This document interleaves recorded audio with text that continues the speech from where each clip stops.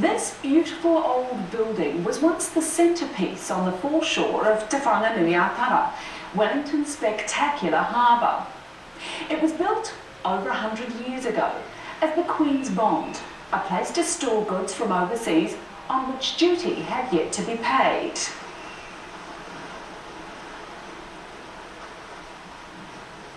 There are many great taonga, treasures and stories here from 100 years ago and longer. But the greatest stories go way back to when my people first came to Aotearoa.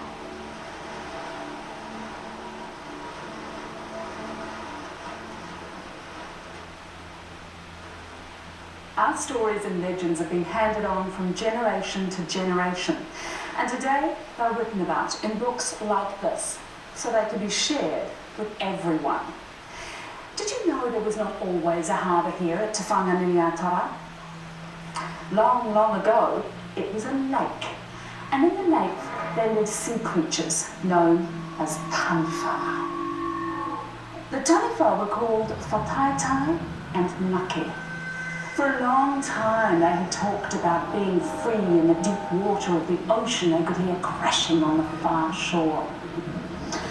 One day, Ngake, who was a restless, turbulent taniwha, decided he would do something about gaining his freedom.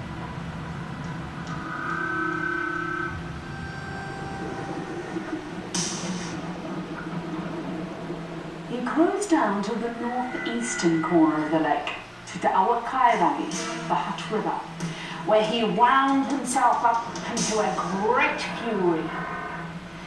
Then, twisting his tail up like a giant spring, he headed straight to the southeast at great speed and with much taniwha noise.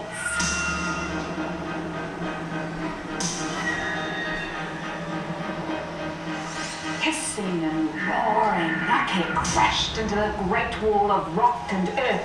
With such force, he smashed through it, forming Te Awatane, the harbour entrance, and then continued into the deep waters of Raukawamoana, the Cook Strait.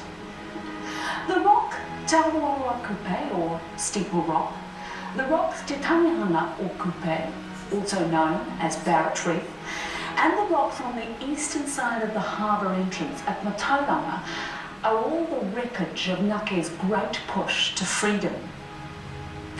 When Whataitai attempted to follow Ngake's escape, he did not realise that his friend had let the tides into the lake.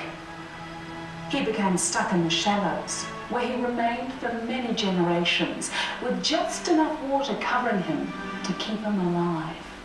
But when Te Hau Whenua occurred, the great earthquake of around 1460, Whataitai was lifted up out of the water, his skin dried, and he died.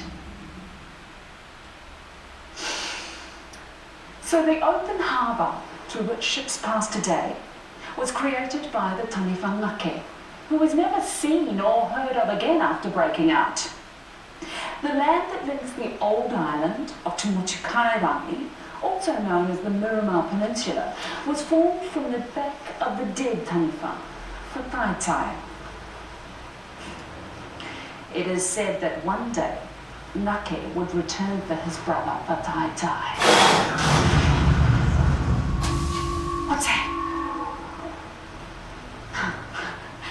If I didn't know better, I'd say Ngake has returned. But that's impossible. The taniwha are long, long gone. Oh, I can't see a thing.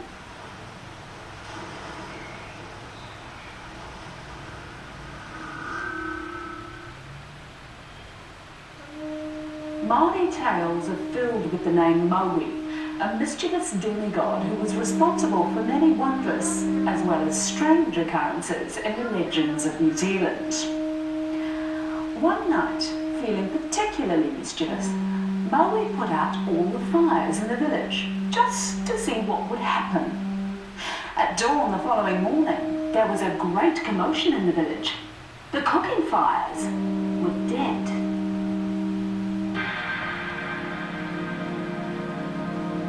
Maui's mother ordered him to go to Mahuika, his grandmother, and collect fire from her and bring it back to the village.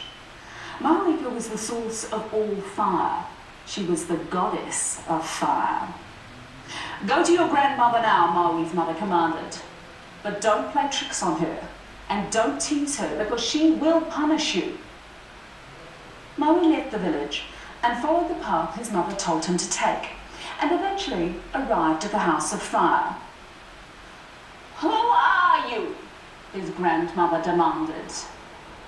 I am your grandson, the young man replied. Do you come from the direction of the wind that is blowing in my face? She asked. I do, Maui said. Then you are my grandson, Maui Tiki Tiki Ataranga. What do you want from me? I have come to ask for fire, Maui said. All the fires in our village have gone out. That is not a problem, the old woman sighed as she pulled the nail from her little finger. As she did so, it burst into flame. Here, she said, take this back to the village and light all the fires with it. Maui took the flaming nail, thanked Mahuika, and headed home. But he had not gone far before he mischievously dropped the fiery fingernail into a stream. He went back to Mahuika and told her the fire had gone out. She pulled out the nail from her third finger, which burst into flame as she handed it to him. Take care of this one, Maui, she warned. Again, Maui set off on the path to his village, and again he dropped the fingernail into the stream. Maui continued his trickery on the old woman. He wanted to see what would happen when she gave him the last of her fire. When he returned for her last fingernail, Mahuika screamed at him. You're playing tricks on me, you wicked boy!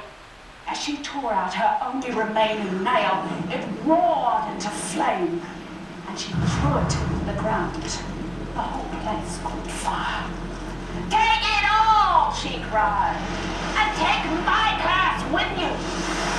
Maui was terrified by his grandmother's awesome power and ran for his life. Before the fire could catch him, he turned himself into Kahu the hawk and flew back towards his village. The people of Maui's village soon discovered the seed of the fire hiding in the trees of the forest, and from that day on, the fire was released by rubbing together the dry sticks of those trees.